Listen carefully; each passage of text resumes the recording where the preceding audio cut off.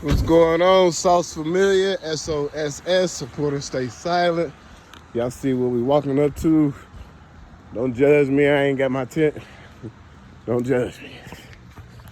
But out of all these tools right here, all you need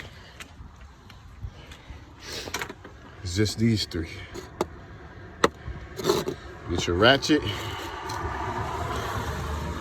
16, a 14, and a 13. And 13 get you the top bolt to this 2014 Chrysler 200, the same for the Dodge Darts.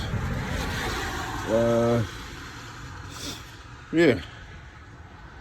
You don't gotta go on the ground either. You ain't gotta do that. You just move the coolant reservoir tank from right here where this old one's sitting at.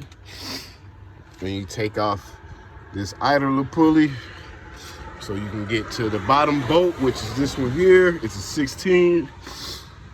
And then these two are just for this here, for the reservoir, them 13s. And oh yeah, show y'all this too. The battery is here behind the driver's side headlight, but you got a connector right here that you got right here. The negative cable in case you need to give it a jump or something, you know.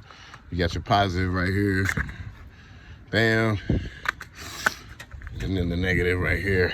And this is the bolt right here. It's another 15 millimeter. 15 or 16 millimeter. One of those. But as long as you got one of those, then you good to go. You ain't gotta get on the ground though, like I'm saying. You just remove those, push this back some, and this is for the radiator. Push this back some and pull it up. That's really it.